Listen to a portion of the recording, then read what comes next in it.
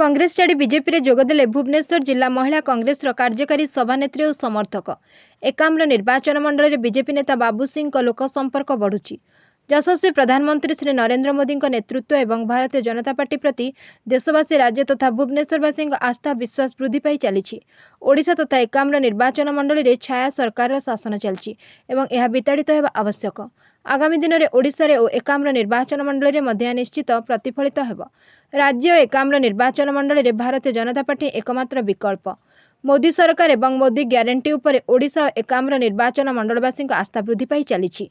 आज मिश्रण पर्व एकाम्र निर्वाचन मंडल में संगठन को आहरी सुदृढ़ कर मोदीजी हाथमुठा को सुदृढ़ करने समस्त वर्गर लोके बीजेपी को अपनाउछंती।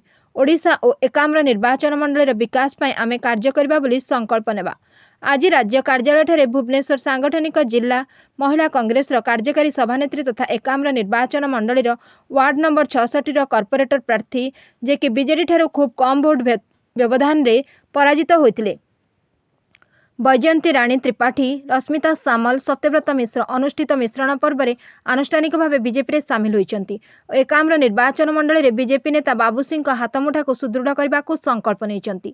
यशस्वी प्रधानमंत्री नरेंद्र मोदी सुशासन गरीब कल्याण और नीति आदर्श अनुप्राणित होई आज राज्य कार्यालय अनुष्ठित मिश्रण पर्व में राज्य सभापति श्री मनमोहन सामल, भुवनेश्वर बीजेपी जिला सभापति तथा एकाम्र निर्वाचन मंडल विधायक प्रार्थी बाबू सिंह, राज्य प्रवक्ता दिलीप महांती, खंडगिरी मंडल सभापति रामचंद्र रणसिंह, सुरेंद्र प्रधान, बीजेपी नेता सुनील प्रधान, सुमित्र आचार्य, विश्वनाथ सेठी, तापस दलाई, प्रशांत प्रधान, मनोज पश्चिम कबाट, विजय साहू प्रमुख नेतृवृंद समस्त नूतन सदस्यों को दलीय उत्तरी और टोपी पिंधाई स्वागत करथिले।